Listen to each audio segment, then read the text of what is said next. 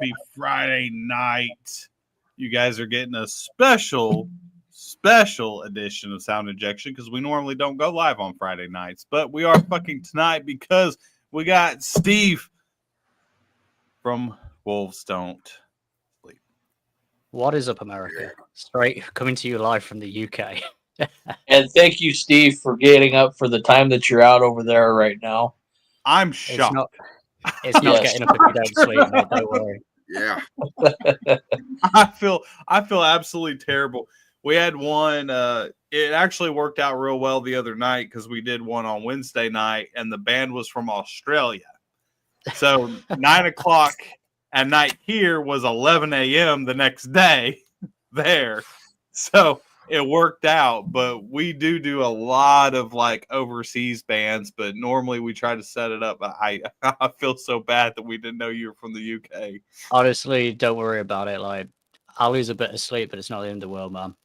Excellent. Well, yeah, it's the weekend for y'all, so that's a good thing. So we discovered you guys on YouTube, and hands down, I'm just not kissing your ass. You're probably one of the best bands that I have found on fucking YouTube in a long time. Thank you, man. That means a lot, honestly.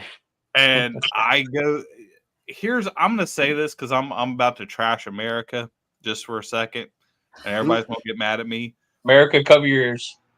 Well, here's the thing though.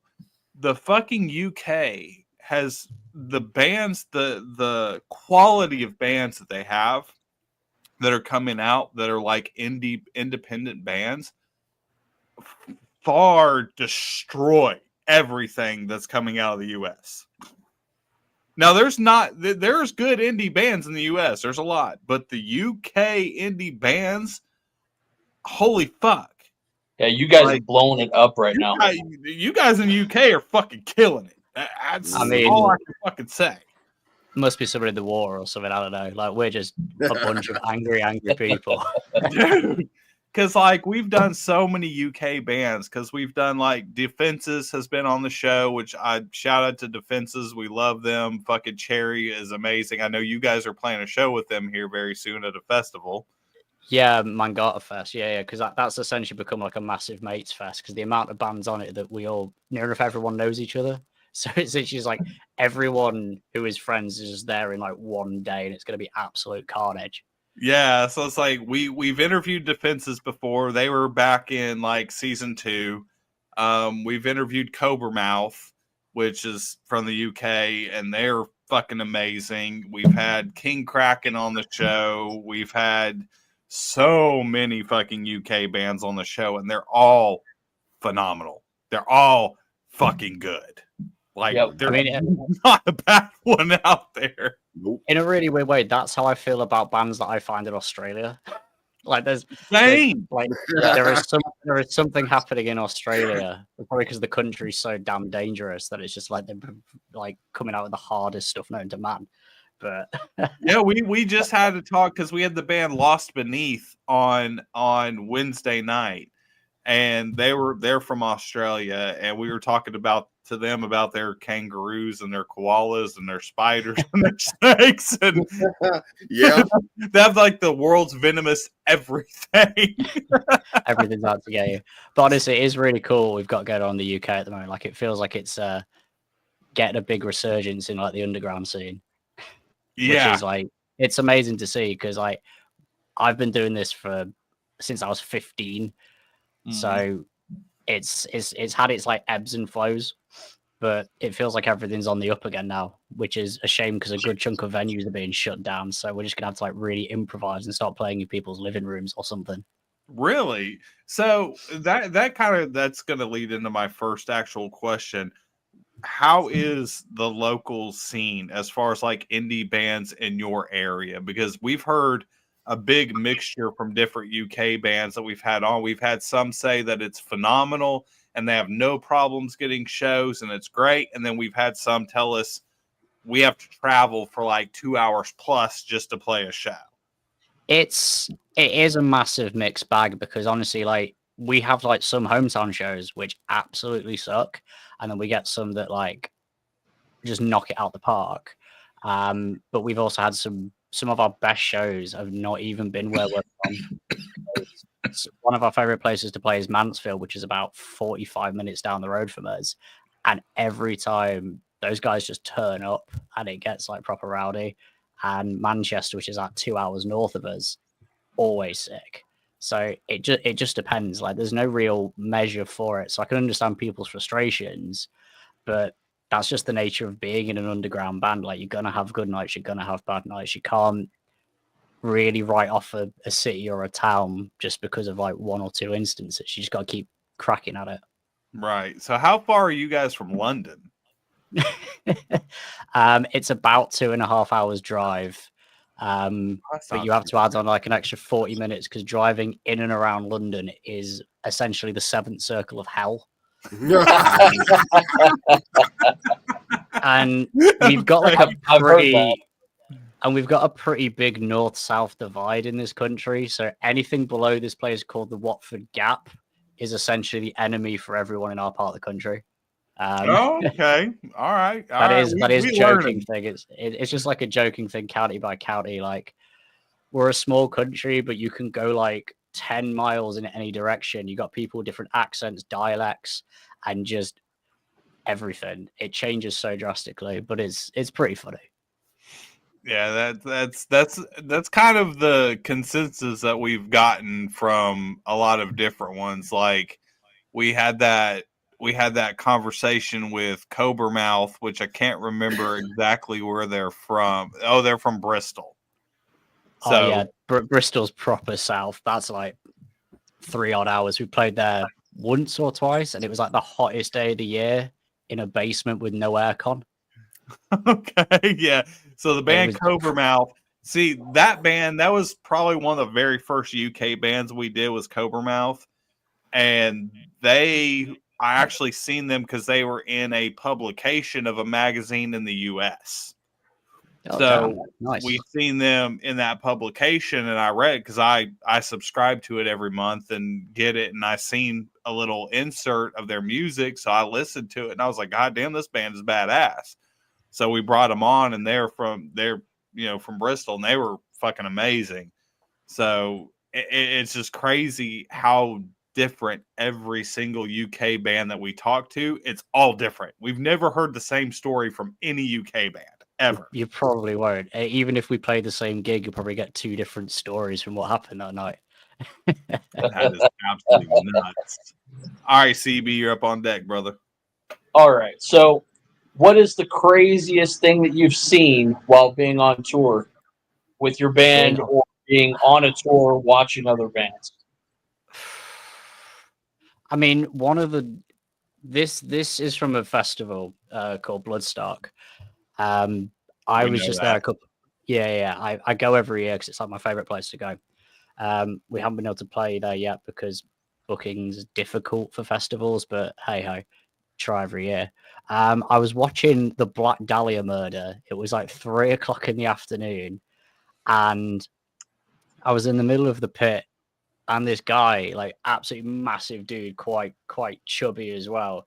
He was just wearing like a button-up shirt and booty shorts. He then just pulls them off, like so. He is then just bollock naked in the middle of the pit. So the entire pit comes to a halt as everyone's like, "Why is that man naked?" And goddamn Trevor, rest in peace, you legend. He calls him out and goes, "I want him to crowd surf to me now." So that everyone's got to try and crowd surf this huge naked dude. And as he comes over the barrier, Trevor just goes, "It's a boy!" And then the song starts. It was carnage. I just got to see the Black Dahlia murder because I just got back a week ago I went to the US's biggest festivals, Welcome to Rockville. So yes, I see that lineup every year. And I'm like, damn, you guys get some like mad lineups. Yeah, it was good. Like I went and seen Black Dahlia murder whenever I was at Rockville, and they fucking killed it. And I got to see the reunion of Dillinger Escape Plan. It was their reunion, and Chiodos reunion. And man, I love Chiodos so much. Yeah, we seen Chiodos. We seen We Came as Romans. I could sit here and go on for the next hour of all the bands that we've seen over 4 days.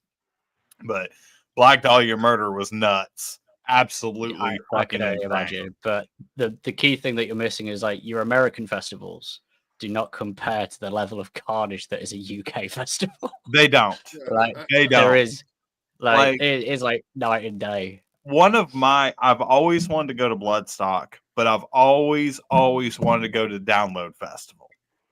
Yeah, Download is like the biggest metal festival in the UK, and I used to do it like every year, and it's just something else. It's a dream of mine. Like, it's on my bucket list. Like, at some point, like, I've done almost all the American festivals. I've done Incarceration. I've done Aftershock. I've done Welcome to Rockville 10 fucking times. Me and CB, we're actually going to be at Vans Warp Tour in November. So we've done all the fucking big ones here in the US, but I want to go to the UK and I want to go to Download Festival just one time. You got to start. You've definitely got to start like practicing your day drinking now, because you arrive on the Wednesday. Nothing starts for the Friday, so you have 2 days of unadulterated, unsupervised chaos before any of the bands start. Oh, I got that now. I could drink beer. I could start drinking beer at fucking 7 a.m. and still be good at fucking 1 o'clock in the morning the next day. So I'm good. Then you're ready. And I've noticed also that the consumption of alcohol is different than it is here over there. Like, y'all are just drinking all day long and it doesn't faze you. Yep. Well, it doesn't faze me on beer. Now, if you get me drinking liquor, that's a whole nother fucking story. I'll be puking in fucking 4 hours. But you give me beer, I'll drink beer all fucking day. Just give me anything with an alcohol. Anything with an alcohol content, just give it to me, and I'll just keep going till 3 a.m., dude. Like, it's easy. Oh no, I can't do the liquor.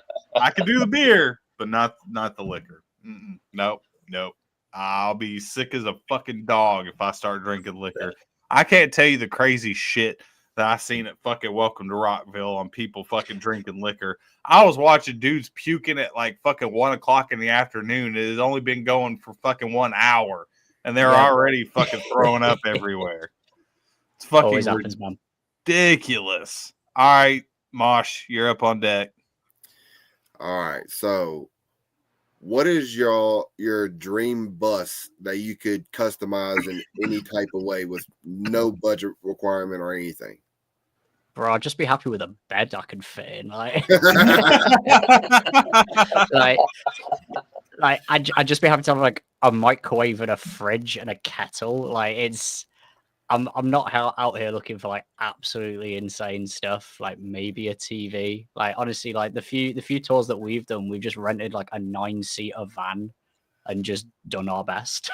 We're just here for the fun of it. Like, if I can sleep, I'm good. Like, the only thing I have ever required is a working shower and a working toilet. Like, on a weekender we did last autumn in September, we were between 3 different cities in different parts of the South, and we figured that, and everything is like mad expensive to like actually stay in like hotels and Airbnb. So we opted to go camping. Okay. And as I just saw one of the chat messages pop up from my mate, I also slept in a coffin in a venue. Yeah, so tell us about that story. I would love to hear. So this was a couple of years ago. We were playing in Rotherham, and we arrive at the venue. The headline band, including the guy who booked the entire tour, apparently that band didn't exist. And I don't care if he sees us and calls me out. He got done for embezzlement, so you know what you did. So we get to the venue, and the guy who owned the venue, soundest man alive, was really into Dracula, and we thought we were going to sleep in the van, which was going to be difficult because it was like 6 of us in this van, and we were like, we'll get a go. And he goes, oh, there's beds upstairs. And we were like, there's a bedroom. And he's like, yeah, didn't the promoter tell you? We're like, no, this guy was playing us since day one. So we get there, we go and look around, and there was like all these beds. Don't know how clean they were, but I wasn't bothered. It was like an actual bed. And then on the top shelf of this set of bunk beds was just a coffin. So I just had to get in it. He said, I just had to get So, in. did you Why not? actually sleep in it like all night? I couldn't sleep in it properly because there was like all like screws and stuff in the bottom of it because it was not fit to actually have anyone in it. But we filmed a couple of videos and stuff that are on Instagram from a couple of years ago that you can find of me doing promo for the following day from within a coffin. It's like popping up like Undertaker style, just like, hi, we're playing Bolton tomorrow. Okay, that's awesome. fucking good enough. That's good enough. All right, so at what point in your life did you decide that you wanted to be a musician? Was it a certain band? What was that one moment that you decided this is what I want to do? I must have been like 12, I think. And I walk into the living room. My dad was watching like a music video TV station when those were still a thing back in the day. And there was a live video for Iron Maiden's The Trooper. You know, where Bruce is running around in like full light brigade gear, waving the flag, waving the UK flag and everything. And I just looked at it and just something in my head just went, that is what I want to do. Okay, fair enough. I fucking like it. It's like I tell people all the time. For me, growing up, I was an MTV kid. You know, I was born in '83, so I was, you know, in the '80s and shit like that. And the very first video I ever seen was Ace of Spades by Motorhead. And that's literally what made me want to be a bass player. It's what made me want to be a musician. And from that point on, I got obsessed. Now, I mean, I didn't. Like Motorhead to do that to everyone. I adore Motorhead. Like, so I always tell everybody, Lemmy's God, and I actually got to meet him before he passed away because I played in a band that got to play one date of the Mayhem Festival when it was still around, and Motorhead and Slipknot and Asking Alexandria were the three headlining bands, and I had just caught a girlfriend of mine cheating on me in a urinal. And so I was I was tore up, I was fucked up, and I was in the artist area, and they had a bar just for the artists.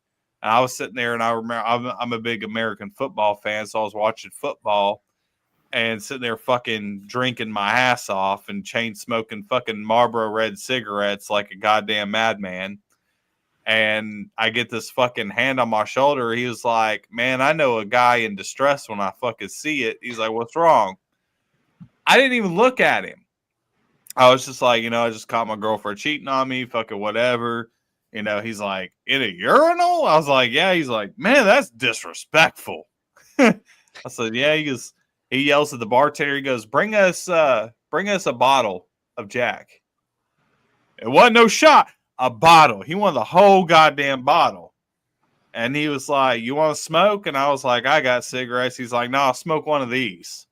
And he fucking gives me a cigarette. So I take a cigarette and we take the first shot and I look over and it's fucking Lemmy. And I about shit my pants. And I got to tell him at that point, like, hey man, I seen you as a kid and you're the whole reason that I fucking became a bass player. And I just literally paid attention to nothing but the bass, and that's all I ever fucking played. And he was one of probably the coolest person I ever met in my life. Because I always say, don't meet your idols. You don't want to meet your idols. But he was the most humble, coolest person I have ever fucking met in my career, at either being a musician or in radio. He's literally the most humble one I've ever met. Yeah, I mean, I've heard nothing but good things about Lemmy. It's a shame I never got to meet him, but I saw Motorhead a fair few times. But I can agree with like the not meeting your idols thing, because it's been very hit and miss for me, because I've met some of the guys in bands that I really look up to, and they've been sound. And we played a gig with members of a band that I grew up listening to, and they sucked. They sucked. Oh, really? Yes. They didn't even realize on the way out, I was like, "Oh man, it was sick playing with you tonight. Thanks for having us and all this." And he went, "Oh yeah, thanks for coming." I was just like, even though I'm in like full stage makeup, body paint, and everything, and it's like, so you had no idea that I was here. And I also got told off by the tour manager for making a bit of a scene because I was giving out free CDs, and apparently you're not supposed to do that while people are queuing up for merch. And I just turned to the guy, and just went, "The game is the game. We're not making enough money tonight as it is. I'm giving out these CDs." I love that. I fucking love that.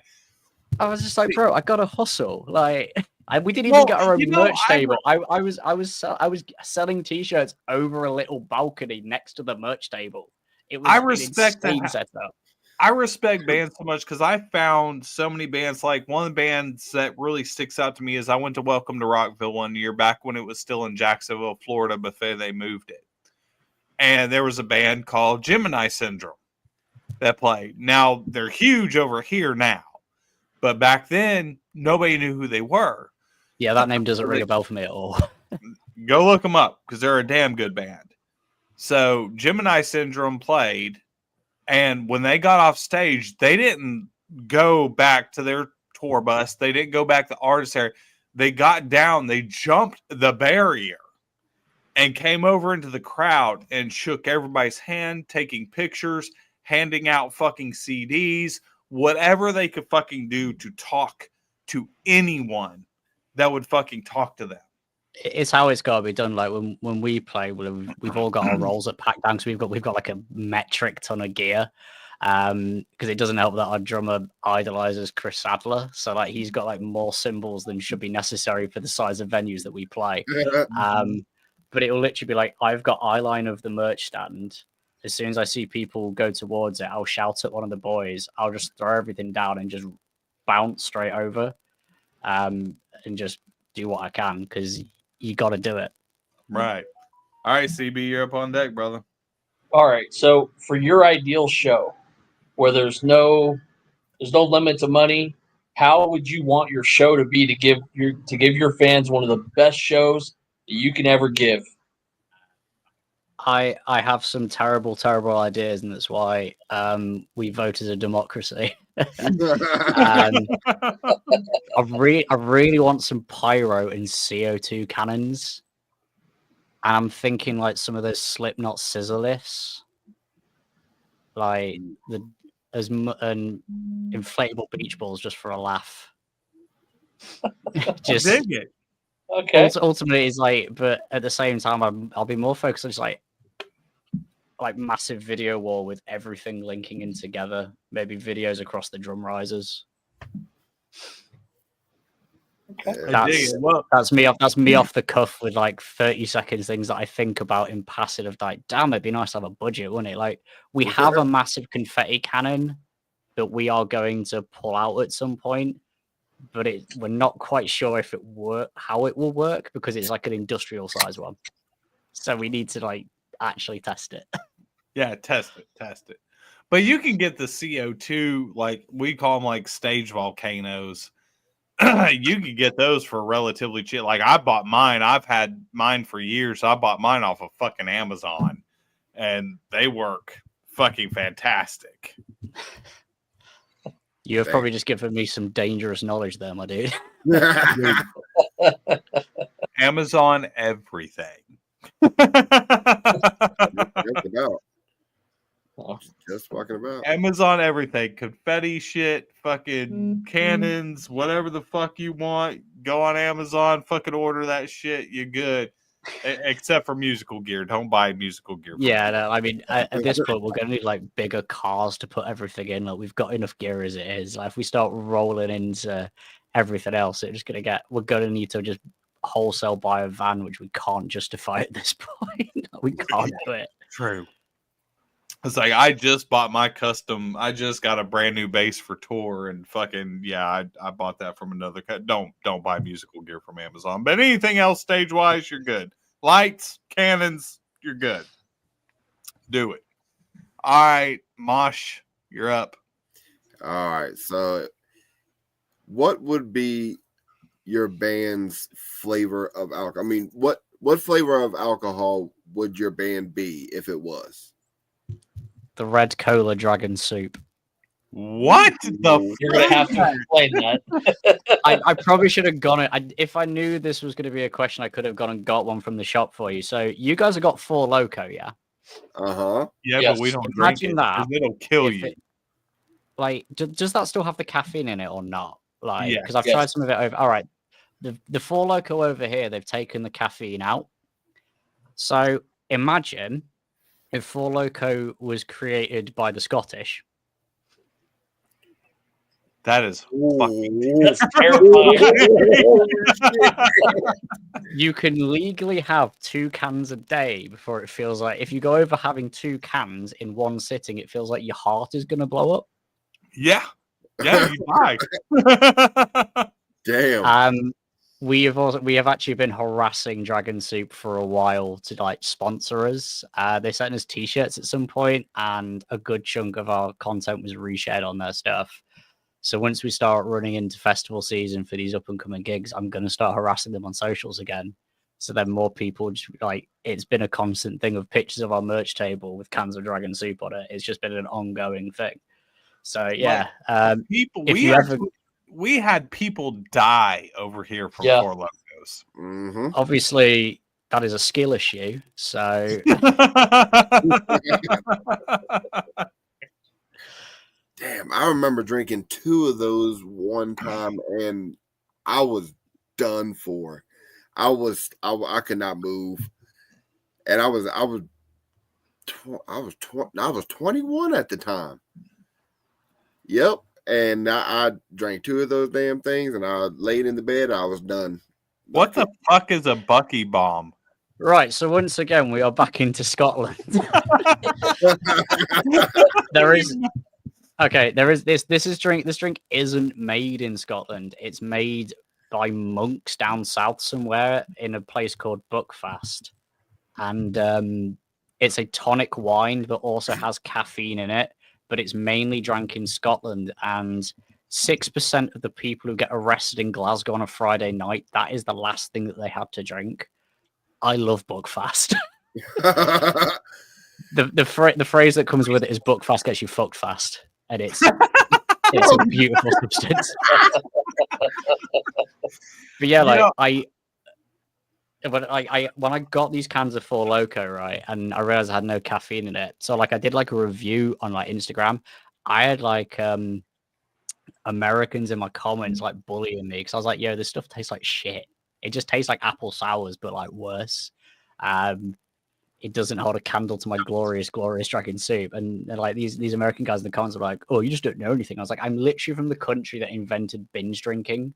So like I know what I'm about. Fair enough. So I think I get my drinking because my family's from Scotland, and I would love to go there and actually see it in person from where I supposedly fucking came from. But I've never been there. But I can drink a lot of shit like a motherfucker. The only thing I'm not good at is liquor. Well, whiskey. I could do whiskey. I could drink whiskey all goddamn day long. But vodka, tequila, nope. I'm a big fan of whiskey, and to be said, like Scotland is as much as people joke about the drinking culture and stuff in Scotland, it is one of the most beautiful places that there is that I've been. And they are some of the nicest goddamn people I've ever met, because like they will just come up and have a conversation with you, which is very weird for me as a dude from England who's also like quite anxious 9 times out of 10.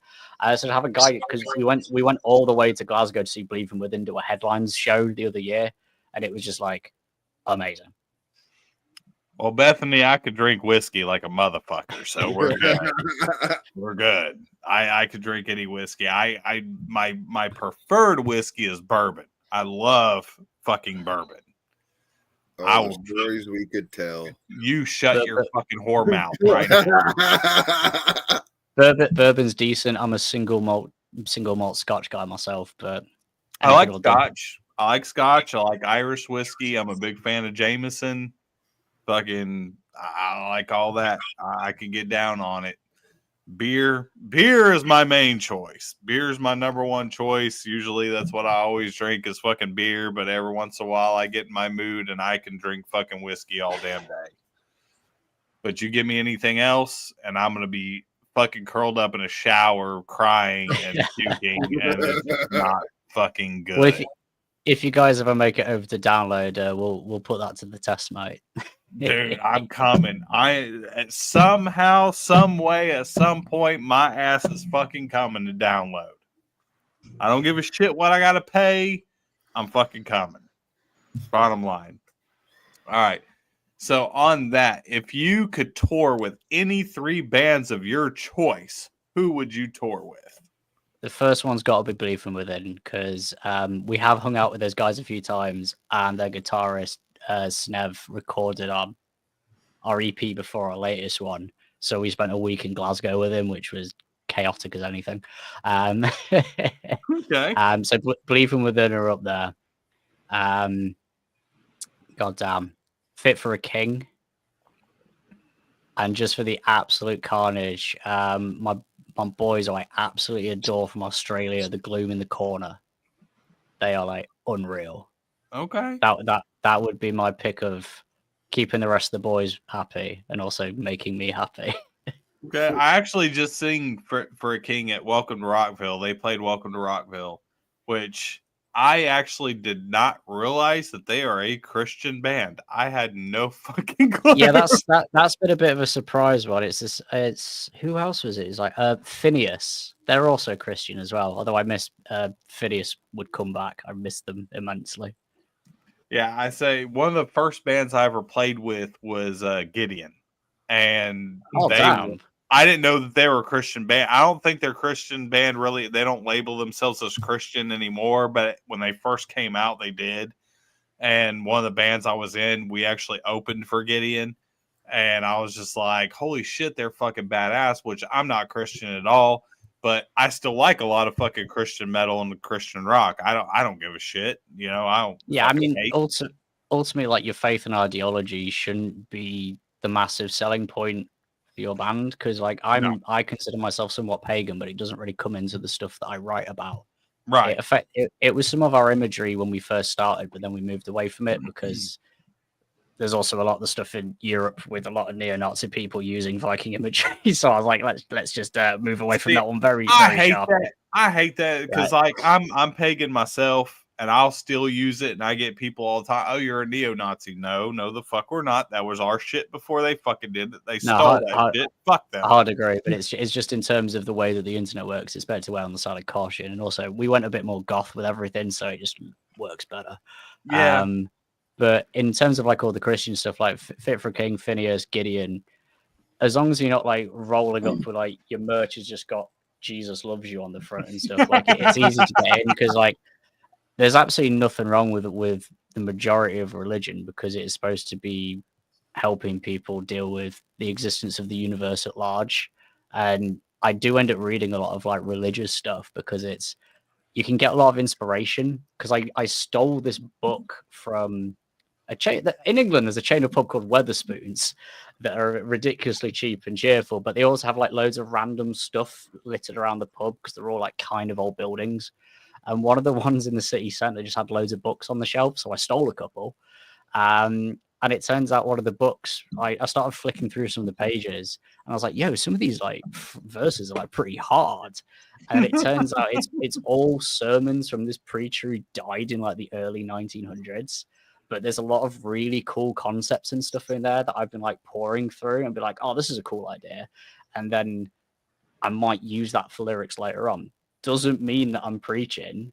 It's right. It's taking from one person's experiences and faith and how you can apply that and how that concept to you. Right. I agree with that. I can dig that. I get behind it. I realize I went on a bit of a TED talk there, boys. I'm really sorry. No, you're good. All right, CB, you're up on deck, bro. All right. So for all these upcoming bands that are just starting out or just coming out to try to get started, what advice would you give them to get them started? Be prepared to fire 6 of your founding members over the course of the years. you have to be able to put aside the fact that you're friends with these people and you know, deal with a lot of the hard talk and stuff, but also you've got to make sure that everyone is aligned. You've also got to be prepared to just completely slog through so much nonsense. Because like when we first started out, we got like so much random hate on the internet and people from the local scene, even people I'd never met, were just actively hating on us, which was just ridiculous. Like it feels so cutthroat when it shouldn't be. So the main advice is to just, if you genuinely enjoy doing it, you just have to keep doing it. And everything will slowly fall into place. It might just take longer than other bands, but that's not necessarily a bad thing, because as long as you have your own integrity, then everything should work out for you.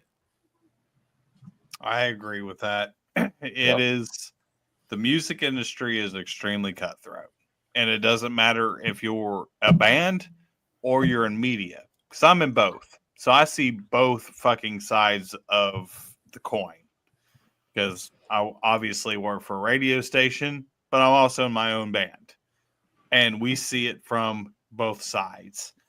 And everybody wants to compete, but if they realize that if they would stop competing and start working with each other and networking, you would be way more successful. If you just shut your fucking trap, stop your bullshit, stop your shit talking, and just work together as a fucking team, because there's plenty of money to be made. And there's plenty of stuff that you can do if you just work together instead of being a bunch of goddamn assholes. I also have like one final bit of advice. Do not ever accept ticket deals. If a promoter offers you, I will give you $2 or £2 per every ticket you sell, tell them to go fuck themselves and pay you a fee. Yes. Fuck that shit. Because like me on the promoter side, because I've been a promoter, I've literally worked every side of music that you could think of. I've done band management, I've booked, I've done it all. And when I do a show, and I always work out a deal to where I get all of the door. Okay, so I only take 10% of the door as a promoter, because that's standard. You get your 10%. And then you split the rest of that door with all the bands evenly, all the way fucking across. So everybody makes something, everybody makes the same fucking thing. But that whole like pay to play or fucking, oh, you sell tickets and I'll pay you per, fuck that bullshit. Fuck that. Yeah, it took us a long time to realize our worth, and then feeling like we can actually stand up for ourselves and be like, no, pay us. Now it's literally like, if you ain't paying us, we ain't turning up. Like, it's difficult enough as it is. At least cover fuel costs. Like, because if we can turn up, fuel's paid. If it's not great, sound, whatever, nothing ventured, nothing gained. If it's a sick show and then we make the rest of the money on shirts, which does happen, I don't care. Exactly. But like any shows I do, you're going to make a percentage of the door. Plus, you know, and I've seen promoters go, oh, you have to pay me 10% of your merch sales. Fuck that. I would take that. I would take that man out to the car park and have words with him. Yeah. I've seen them do it. I've seen them fucking do it, and they do it. There's venues here in the US that fucking do it. And I'm like, you're a motherfucker. You're a sorry son of a bitch. I think we've done a few festivals where we got told that was the case, or they'd dictate what the price of our shirts are, and we will then just not take merch because we know everything's expensive and it's ridiculous, but all of our shirts cost £15, which if you go to any other gig, you're looking at 20, 25, nearly 30 a shirt now, which is just insane. And we've done our math. We know where our profit margins lie. We're not making money off the shirts. The profits from the shirts go to make more t-shirts. That is essentially it. I'm not. I would it's so gladly, ridiculous. I would gladly pay that because t-shirts here in the U.S. If you go to a festival, now I don't know what the conversion is from American to pounds, but here, I mean, essentially you're looking at the same figure across the board. It doesn't matter what currency. So if it's like 30 pounds, it'd be 30 USD, mate. Like it's ridiculous. But if you did purchase anything off our merch site, it would be like probably like $17 and then like another couple on for shipping. Easy. so here, when I went to Welcome to Rockville, every t-shirt was $40. And they're printed on Gildan Heavy, which is the worst t-shirt. It is. It is. Now, like when you buy like Sound Injection, if you go to the Sound Injection, we've got all the like fucking tri-blend, super soft, super comfy shit, and our shit's like fucking $25. But I go there and you get the shitty ass fucking Gildan, fucking straight run of the line, and it's $40, at least $40, if not more. Yeah, now, but the last time I went and seen Ghost, because I'm a big Ghost fan, I went and seen Ghost. Their t-shirts, the cheapest t-shirt they had was $70. that is absolutely batshit insane. $70. But the other issue t-shirt. is people pay it, and if that stopped, then it would come down, but it won't. I think we could probably have an entire separate podcast just talking about the nature of t-shirt business and capitalism, but I'd rather not sink any more time into that. Yeah, because I've got some opinions. We had a band come on about a month ago or 2 months ago that we were talking about that, and they were basically like, us as musicians, we are now glorified t-shirt salesmen. Our music sells the t-shirts. That's the only way we make money. So essentially, we are glorified fucking t-shirt salesmen, and that's what we do, is sell t-shirts. I mean, the game is the game, but I would never charge $40 for a t-shirt. I'd rather just not. Well, I am. Do y'all ship? Do you guys ship? Yeah, I run everything myself, man. Okay, well, I'm buying a t-shirt from you. Fucking get up with me after the show, because I'm buying a fucking t-shirt from y'all. I'll drop you a link. I'll make it happen somehow. Yes, Brax. It was $70 fucking dollars, and shout out to Dream Stereo, which is a fantastic band out of Texas. So if you haven't fucking seen them, go check out fucking Dream Stereo, because they are fucking badass. All right, so on that, what is the most embarrassing thing that has ever happened to you on stage? I generally can't think of anything particularly that embarrassing. You've never ate shit on stage? I think I've like nearly stacked it a few times. Like, I've honestly, off the top of my head, like I don't think. Apparently, I'm the only one in the world that's ever fucking ate shit on stage. Like I know that I've definitely like nearly tripped and stacked it a few times, but I've never like I don't think I've ever properly gone over. I'm waiting for the chat to pop off of like Beth to pop off and just be like, no, this is what happened. You just forgot about it. But nothing springs to mind, dude. Okay. Fair enough. All right, Mosh, you're up, brother.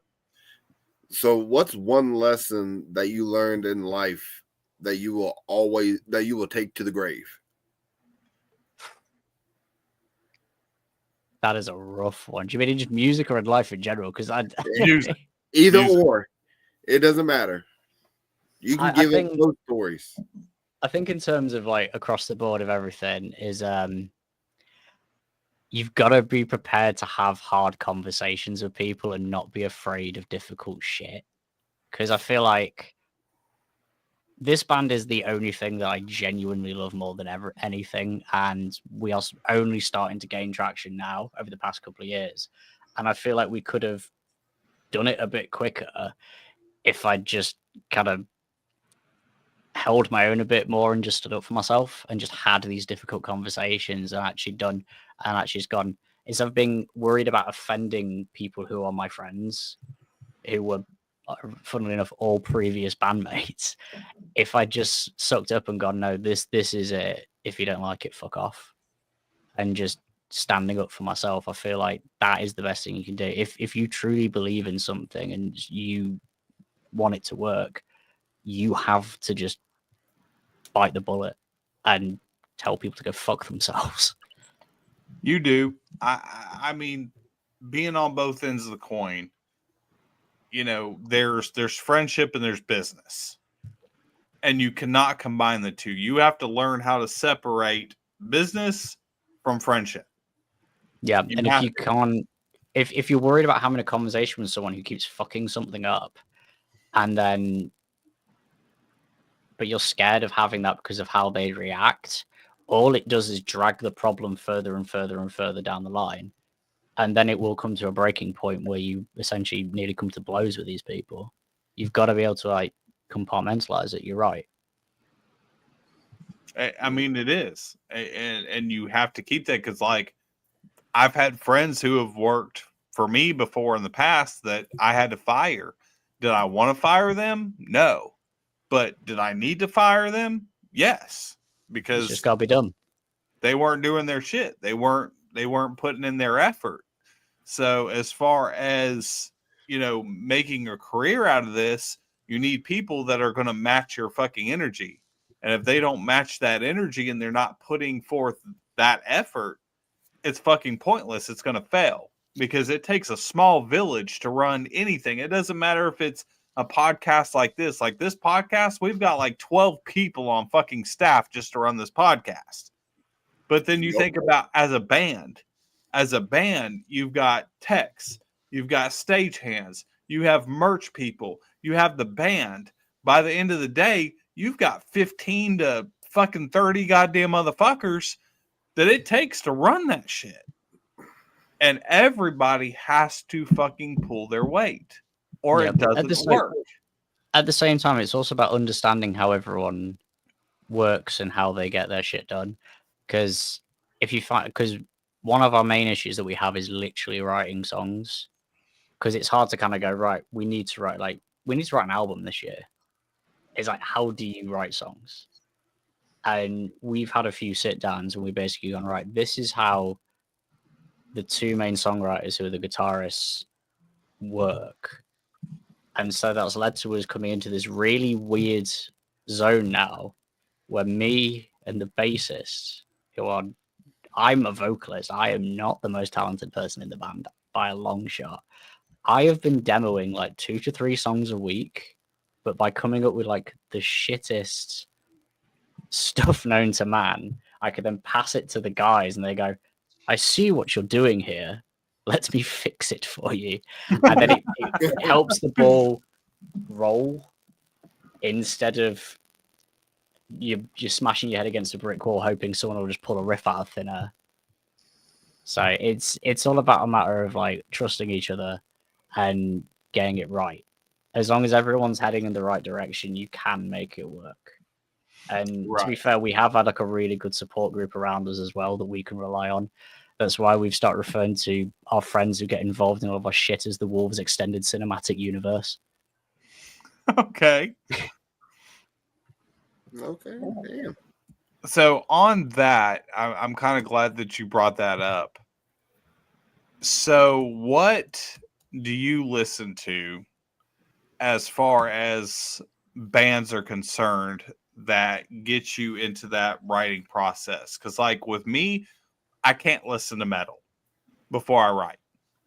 Because if I do, I tend to write in the same style of the music that I'm fucking listening to. So I'll listen to shit like completely outside of metal. Like one of the main ones I actually listen to is Post Malone. I'll listen to a shit ton of Post Malone before I go to the fucking recording studio. I mean, it's a difficult one because I understand what you're saying. Like, we try to, if we're going in for a writing day, we don't listen so much on the day, but also at the same time, when we wrote Built on Sin, off our EP Fears and Fractures, the new Trivium album and Court of the Dragon came out. I drove to James's house listening to it, got there and went, yo, have you heard the new Trivium? He went, yeah, it's good, isn't it? And then we sat and wrote a song. We're like, it sounds a bit like Trivium, doesn't it? But it doesn't sound like Trivium, because by us kind of emulating it, because we are wolves, they are Trivium. None of us are Matt Heafy by any stretch of the imagination. So like sometimes I'll be listening to stuff like the new like Moths to Flame, or some like older bands like Sworn In, who I love. And I'll kind of go, oh, that's a good idea. But then if I try to replicate it, because I'm not those people, it comes out different. And then when it gets passed along to the rest of the boys, it then changes because it has to go through different filters of the other band members. So it becomes more us and less like the stuff that inspired it. But in terms of when I'm writing lyrics, it depends on what the kind of vibe of the song is. I take a lot of my lyric inspiration, once again, from either the stuff by like Sworn In or Lamb of God and Believing Within. But also on the other spectrum, I have a massive, massive fondness for Being as an Ocean, The Wonder Years and La Dispute, where it's a lot more of that poetic end and it's not that heavy at all. So it's kind of like a balance depending on the vibe that you're looking for and kind of where you're drawing your inspiration from. Okay, fair enough. Fair enough. All right, CB, you're up on deck, brother. All right. So one of my greatest fears is claustrophobia. What is your greatest fear? I fucking hate spiders. Always tell everybody, my biggest fear is spiders with wings. That is essentially 9% of Australia, isn't it? It's terrifying. The worst thing is I know exactly. I understand it's an irrational fear, and I know exactly where it came from. Like I vividly remember going into the living room when I was like 6, I think. And normally my parents are quite on the ball with making sure that baby Steve didn't see anything on the TV that would harm him. You know, general parenting shit. But for some reason, it was one of two films. It was Arachnophobia or Eight-Legged Freaks was on the TV. That movie. And I remember seeing it as a kid. Like there's like a scene where like there's giant spiders and there's people trapped in a room. And I'm scared of spiders. I know I shouldn't be. But here I am. See, So, the movie that actually got me iffy about spiders was Eight-Legged Freaks. That movie just horrified me as a kid. like I don't know why like these things are just on the TV. Like our parents obviously failed us. This is where we're at. Like Fuck spiders. Fuck I don't like spiders and I don't like any insect that has wings. Fuck that shit. I'm not doing it. I don't want no fucking part of it. Period. End of fucking story. I'm just generally against insects in general. I know for science reasons they're important to the ecosystem and shit, but also just get the fuck away from me. Exactly. Like Exactly. just And they always fly near your face. I've never understood that. These insects Right always directly at sit your right face. next to you, and it's like you got all this space out there. Why do you got to be near me? I think it's so like this is gonna. I'm so fucking sad. I think it's something to do with the fact that we exhale CO2 and they are aware of it. It's some insects can do that. I don't remember where I read that. I'm on the internet far too long and normally reading up conspiracy theories. That might be wrong. I don't know. Either way, it sucks. Like when I'm at when I'm at Bloodstock, we have to create homemade wasp traps because there is always wasps in the middle of August. So we have to like create a wasp trap so they won't attack us while I'm just trying to sit there and have a beer. That is fucking horrifying. So on that, before everybody goes, we actually have a music video to play from Wolves Don't Sleep. So please stick around on that. We are out of here. We fucking love you guys. Steve, stay put. Don't go nowhere. You're going to check out the music video for their song, which is Shame. So check that out on that. You guys know what to do. Please be good to each other. Don't drink and drive. And for God and God's sake, wrap your goddamn fucking tool. Wrap it. Wrap it. On that, we're out of here. Here is Shame by Wolves Don't Sleep. We love you guys. We'll see you on Monday.